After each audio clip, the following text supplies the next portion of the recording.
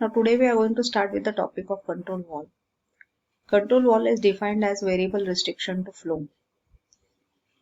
It is installed in a pipeline to change the flow through the pipeline. It is a final control element in the process control loop. There are different types of control valves, but pneumatic control valve is most commonly used. Now let us see various parts of a pneumatic control valve. This is the photograph of pneumatic control valve. It mainly consists of two parts, actuator and valve body. Actuator is that part which physically opens and closes the control valve. Valve body is that part which is coming in contact with the fluid. It encloses parts which are responsible for changing the flow. It consists of a restrictor and an opening. Restrictor is called as valve plug and opening is called as valve seat. Now let us see the detailed parts of the actuator and the valve body. Now this is the actuator. There are two types of pneumatic actuators. Now over here we have spring and diaphragm type of actuator. Being a pneumatic control valve, the valve is open and closed using compressed air. Now compressed air is acting on this flexible diaphragm on the upper surface. Concentric with this flexible diaphragm, we have a metal plate that is called as diaphragm plate. Now this plate has got a rod-like extension which is called as valve stem. On the other side of the valve stem we have the restrictor, that is a valve plug, which moves in and out of the valve opening, that is valve seat. Now as compressed air acts on the upper surface of the diaphragm is pushed in the downward direction. So is the diaphragm plate. That causes the valve stem to extend, that causes the plug to move towards the seat, and that causes the flow to reduce. So this type of valve is air to close. Now if this air is removed, this spring will bring the diaphragm to the original position, that is fully open condition. As you give air to the valve, it starts closing, and if air fails, it comes to the original position, that is fully open condition. Now here we have air to open type of control valve.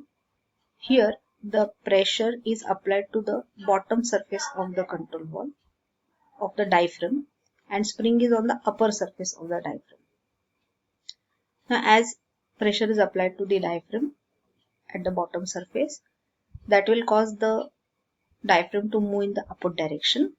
So that causes the valve stem to retract, and that causes the plug to move away from the seat.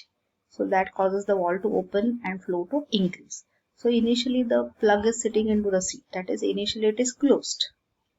So if air is removed, the spring will bring the valve to the initial position, that is the closed position. Valve plug and valve seat are a part of valve body. Now here we can see the internal parts of the valve body. This is the inlet port of the valve body through which the liquid enters. This is the outlet port of the valve body through which the changed flow to the control valve leaves. This is the restrictor, that is valve plug to drive. This is the opening, that is the valve seat.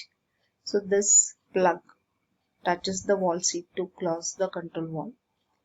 This is the valve stem which drives the plug towards and away the valve seat, and the arrow shows the direction in which the liquid is passing through the valve body. Now this is the gap between the valve stem and the valve body. This gap is filled with some packing material so that the fluid inside the valve body will not leak through this space between the stem and the valve body.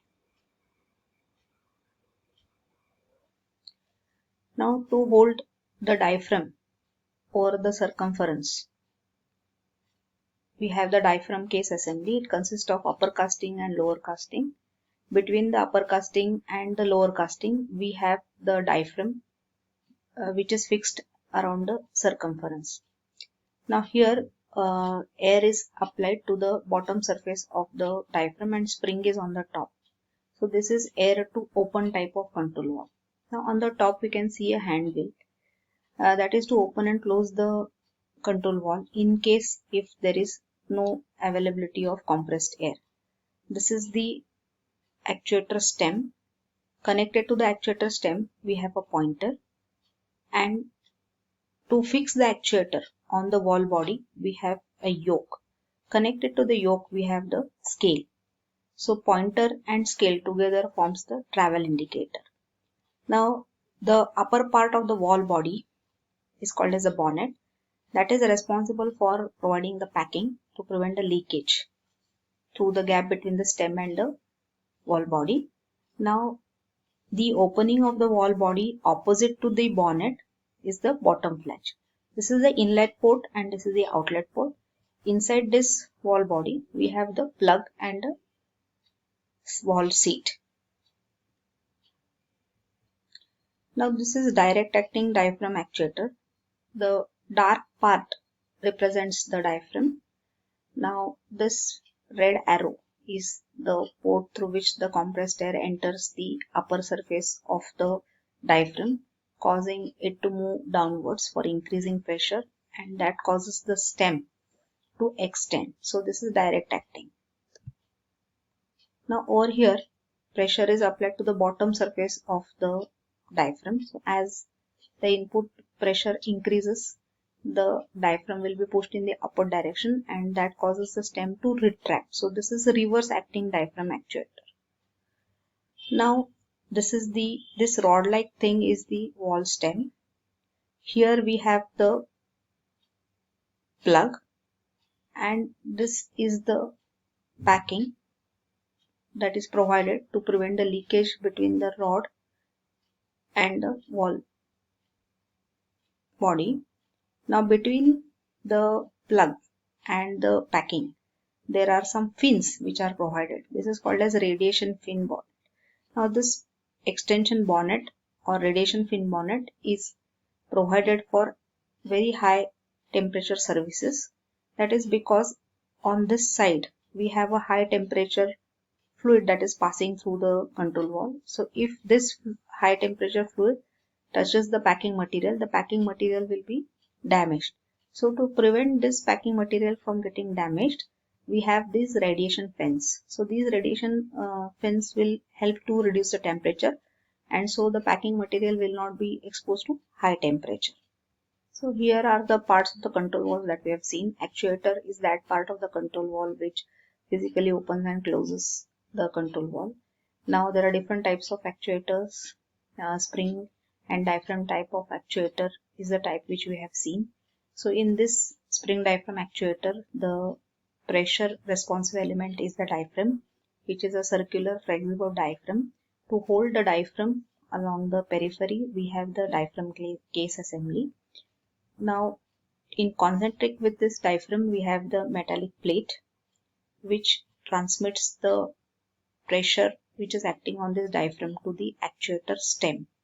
So actuator stem is a rod-like extension of the diaphragm plate which has the plug on the other side, which causes the plug to move towards and away of the valve opening, and that causes the flow to change. Spring brings the valve to the original position. Now for increasing pressure, if the valve stem extends, it is direct.